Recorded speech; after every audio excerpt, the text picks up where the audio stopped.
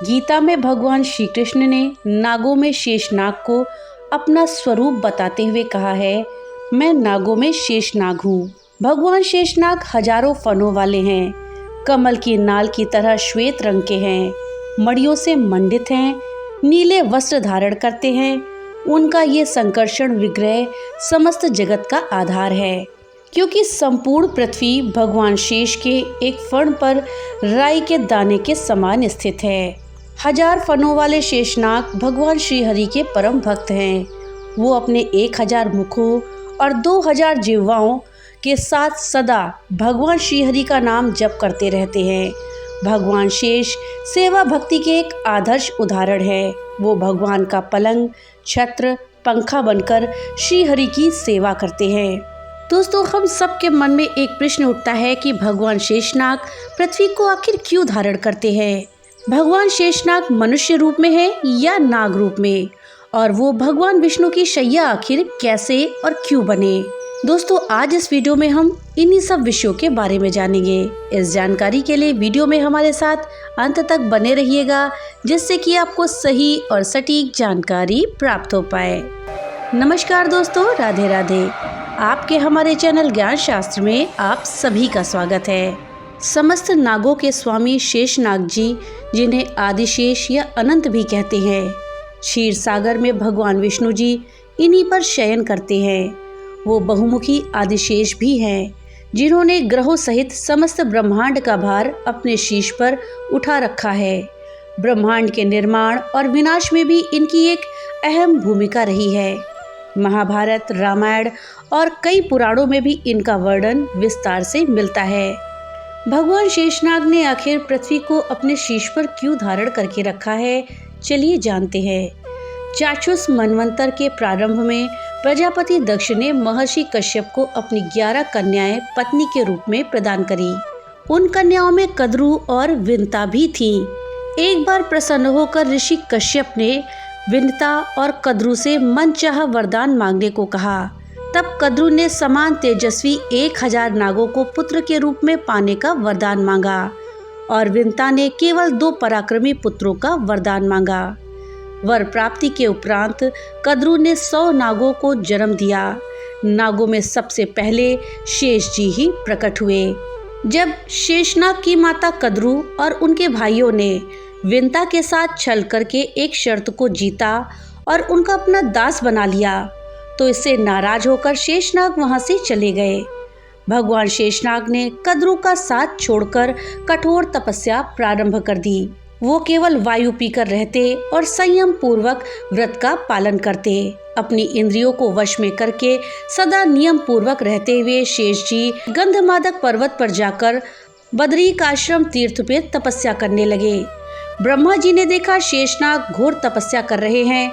उनके शरीर का मांस, त्वचा और नाड़ियां सूख गई हैं। ये सब देखकर ब्रह्मा जी उनके पास आए और बोले, शेष, तुम ये क्या कर रहे हो? समस्त प्रजा का कल्याण करो। इस तीव्र तपस्या के द्वारा तुम संपूर्ण प्रजा वर्ग को संतप्त कर रहे हो।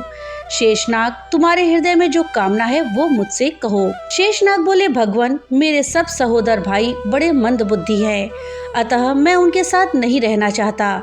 वे विनता और उसके पुत्रों से डाह रखते हैं।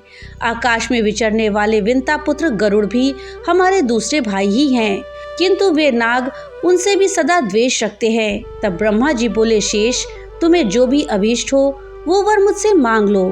तुम्हारे ऊपर बड़ा मेरा प्रेम है, अतः आज मैं तुम्हें अवश्य वर दूंगा। शेष जी ने कहा, देव पितामह परमेश्वर, मेरे लिए यही अभीष्ट वर है कि मेरी बुद्धि सदा धर्म, मनोनिग्रह और तपस्या में लगी रहे। ब्रह्मा जी बोले, शेष, तुम्हारे इस इंद्रिय संयम से मैं बहुत प्रसन्न हूँ। अब मेरी आज्ञा से प्रजा के हित के लिए ये कार्य जिसे मैं बता रहा हूँ तुम्हें करना चाहिए। ब्रह्मा जी बोले, शेषनाग, पर्वत, वन, सागर, ग्राम, विहार और नगरों सहित ये समूची पृथ्वी हमेशा हिलती डुलती रहती है। तुम इसे भली भांति धारण करके इस प्रकार स्थित रहो जिससे ये पूर्णतः अचल हो जाए। शेषनाग ने कहा, आपकी जैसी आज्ञा है उसके अनुसार मैं इस पृथ्वी को इस तरह धारण करूंगा जिससे ये हिले डुले नहीं। आप इसे मेरे सिर पर रख दें। ब्रह्मा जी ने कहा, नागराज शेष, तुम पृथ्वी के नीचे चले जाओ, ये स्वयं तुम्हें वहां जाने के लिए अपना मार्ग दे देगी। इस पृथ्वी को धारण कर लेने पर तुम्हारे द्वारा मेरा अत्यंत प्रिय कार्य संपन्न हो जाएगा। इस प्रकार भगवान अनंत अकेले ही ब्रह्मा जी के आदेश से इस सारी पृथ्वी को धारण करते हुए भूमि के नीचे पाताल लोक में निवास करते हैं। दोस्तों, ये कथा महाभारत के आदि पर्व से ली गई है। दोस्तों, एक अन्य कथा के अनुसार एक दिन भगवान श्री हरि ने शेष से कहा, इस भूमंडल को अपने ऊपर धारण करने की शक्ति दूसरे किसी और में नहीं है, इसलिए इस भूलोक को तुम ही अपने मस्तक पर धारण करो। तुम्हारा पराक्रम अनंत है, इसलिए तुम्हें अनंत कहा गया है। जन कल्याण के लिए तुम्हें ये कार्य अवश्य करना चाहिए। शेष ने भगवान से कहा, पृथ्वी का भार उठाने के लिए आप कोई अवधि निश्चित कर दीजिए। जितने दिन की अवधि होगी उतने समय तक मैं आपकी आज्ञा से भूमि का भार अपने सिर पर धारण किए रहूंगा। भगवान ने कहा, नागराज, तुम अपने सहस्त्र मुखों से प्रतिदिन मेरे गुणों को बताने वाले अलग अलग नए नए नामों का उच्चारण किया करो। जब मेरे दिव्य नाम समाप्त हो जाएं, तब तुम अपने सिर से पृथ्वी का भार उतारकर सुखी हो जाना। 1000 फनों वाले शेषनाग भगवान श्री हरि के परम भक्त हैं। वो अपने 1000 मुखों को और 2000 जिह्वाओं को सदा से ही भगवान श्री हरि का नाम जप करने में लगाए हुए हैं। भगवान शेष सेवा भक्ति के आदर्श उदाहरण है। वे भगवान का पलंग, छत्र, पंखा बनकर श्री हरि की सेवा करते हैं। नागराज शेष ने कहा, पृथ्वी का आधार तो मैं हो जाऊंगा, किंतु मेरा आधार कौन होगा? बिना किसी आधार के मैं जल के ऊपर कैसे स्थित रहूंगा? तब भगवान ने कहा, तुम इसकी चिंता मत करो, मैं कच्छप बनकर महान भार से युक्त तुम्हारे विशाल शरीर को धारण करूंगा। तब नागराज शेष भगवान श्री हरि को नमस्कार करके पाताल से लाख योजन नीचे चले गए। वहां अपने हाथ से अत्यंत भारी भूमंडल को पकड़कर प्रचंड पराक्रमी शेष ने अपने एक ही फन पर पृथ्वी को धारण कर लिया। भगवान अनंत के पाताल चले जाने पर ब्रह्मा जी की प्रेरणा से अन्य नाग भी उनके पीछे पीछे चले गए। कोई अतल में, कोई वितल में, कोई सुतल में, कोई महातल में और कितने ही तलातल और रसातल में जाकर वो नाग रहने लगे। ब्रह्मा जी ने उन सर्पों के लिए पृथ्वी पर रमणीक द्वीप प्रदान किया। इस तरह से भगवान शेषनाग ने पृथ्वी को अपने ऊपर धारण किया है। दोस्तों, अब प्रश्न उठता है कि शेषनाग भगवान विष्णु की शैया आखिर किस प्रकार बने? क्यों उन्हें भगवान विष्णु की शैया बनने का सौभाग्य प्राप्त हुआ?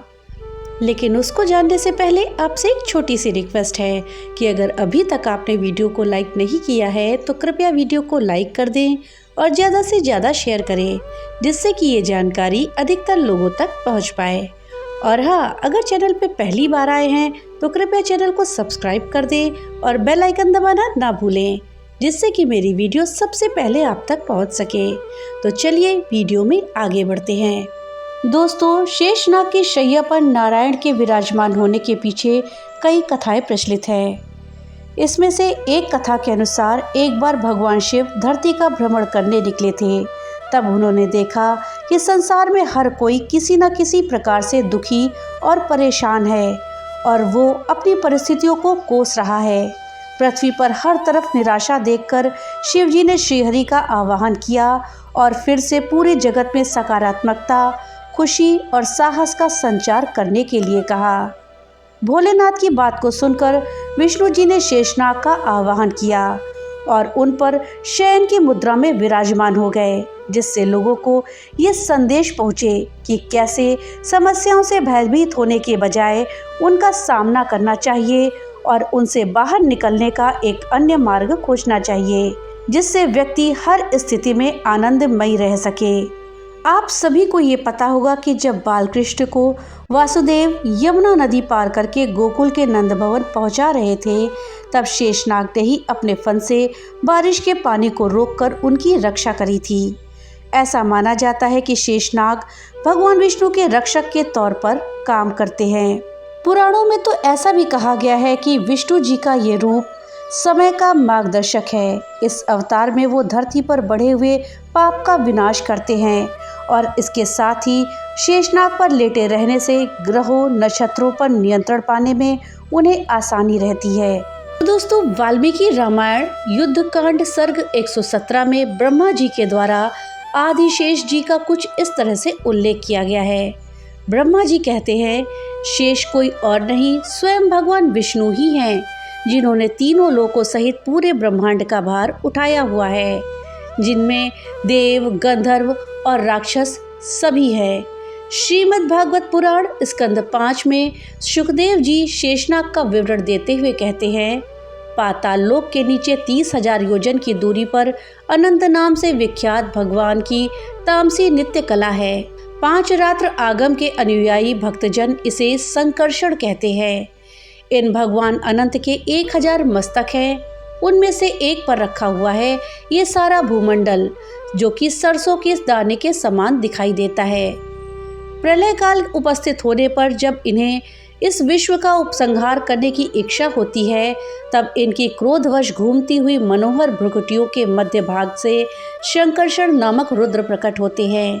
उनकी व्यूह संख्या 11 है। वे अनंत गुणों के सागर आदिदेव भगवान अनंत अपने अमर्ष और रोष के वेग को रोके हुए वहां समस्त लोगों के कल्याण के लिए विराजमान हैं। देवता, असुर, नाग, सिद्ध, गंधर्व, विद्याधर और मुनिगण भगवान अनंत का ध्यान किया करते हैं। भागवत पुराण के ही स्कंद 12 के अध्याय 4 में श्री शुकदेव जी परीक्षित 4 प्रकार के प्रलय का विवरण दे रहे होते हैं। एक जगह पर वो कहते हैं, प्रलय का समय आने पर 100 वर्षों तक मेघ पृथ्वी पर वर्षा नहीं करते। प्रलयकालीन सांवर्तक सूर्य अपनी प्रचंड किरणों से समुद्र, प्राणियों के शरीर और पृथ्वी का सारा रस खींच खींच कर सोख जाते हैं। उस समय शंकरषण भगवान के मुख से प्रलयकालीन संवर्तक अग्नि प्रकट होती है। वायु के वेग से वो और बढ़ जाती है और तल, अतल आदि 7 नीचे के लोकों को भस्म कर देती है। वहाँ के प्राणी तो पहले ही मर चुके होते हैं। नीचे से आग की लपटें और ऊपर से सूर्य की प्रचंड गर्मी। उस समय ऊपर नीचे चारों ओर ये ब्रह्मांड जलने लगता है और ऐसा जान पड़ता है मानो गोबर का उपला जलकर अंगारे के रूप में दहक रहा हो। इसका तात्पर्य ये है कि श्री आदिशेष परम विध्वंसक और विनाशक हैं, जो सृष्टि की प्रलय और उसके निर्माण दोनों समय में वही होते हैं। शेषनाग जी ब्रह्मांडों के संरक्षण, निर्माण और विनाश इन तीनों कार्यों को निष्ठा से करते हैं। दोस्तों, दरअसल भगवान विष्णु का ये बेहद शांत स्वरूप लोगों को बुरे वक्त में संयम और धीरज रखने और मुश्किलों को नियंत्रित करने की प्रेरणा देता है। भगवान विष्णु जो पूरी सृष्टि के संचालक है, वो इतनी बड़ी जिम्मेदारी के बावजूद भी क्षीर सागर में काल रूपी नाग पर निश्चिंत होकर विश्राम करते हैं। ऐसे समय में वो चिंतन करते हुए नजर आते हैं, मानो जगत में उत्पन्न तमाम समस्याओं का समाधान खोज रहे हों। इस तस्वीर में क्षीर सागर को सुख का प्रतीक माना गया है और शेषनाग को काल यानी दुख का प्रतीक माना गया है। ऐसे में नारायण का ये स्वरूप काल, दुख, विपत्तियों और भय से मुक्त होकर हर परिस्थितियों में संभाव की स्थिति में रहने की प्रेरणा देता है। जिस तरह नारायण पर संसार को पालने का जिम्मा है, उस तरह मानव का भी प्रत्येक पल कर्तव्य और जिम्मेदारियों से जुड़ा होता है। इनमें पारिवारिक, सामाजिक और आर्थिक दायित्व अहम होते हैं। इन दायित्वों का निर्वाह करते हुए उसके जीवन में तमाम समस्याएं और परेशानियां भी आती हैं। काल रूपी नाग की तरह कई बार ये हालात व्यक्ति को बुरी तरह से प्रभावित भी करते हैं और वो इनके कारण टूट जाता है। ऐसे में उसे नारायण की प्रतिमा को देखकर प्रेरणा लेनी चाहिए कि किस तरह वो विपरीत परिस्थितियों में भी शांत, स्थिर, निर्भय तथा निश्चित मन से अपने धर्म का पालन करते हैं। नाग की शैया पर शयन करने के बावजूद वो कभी विचलित नहीं होते। इसी तरह व्यक्ति को भी हर परिस्थिति में निश्चिंत रहकर अपने धर्म को निभाते रहना चाहिए। दोस्तों, भगवान विष्णु को हरि के नाम से भी जाना जाता है। हरि का अर्थ होता है हरने वाला। जब जब धरती पर संकट आता है, यह व्यक्ति किसी बड़ी परेशानी में पड़कर भगवान विष्णु का सच्चे दिल से स्मरण करता है, तो प्रभु उसके सारे दुख, संताप और पापों को हर लेते हैं। इस कारण उनके भक्त उन्हें प्रेम पूर्वक श्री हरि और हरि के नाम से पुकारते हैं। तो दोस्तों ये थी जानकारी कि भगवान शेषनाग पृथ्वी को क्यों धारण करते हैं और शेषनाग मनुष्य थे या नाग, और भगवान विष्णु ने उन्हें अपनी शैया क्यों बनाया। ये जानकारी आपको कैसी लगी हमें कमेंट बॉक्स में लिख करके ज़रूर बताइएगा। तो मिलते हैं अगली नई वीडियो के साथ, तब तक के लिए राधे राधे।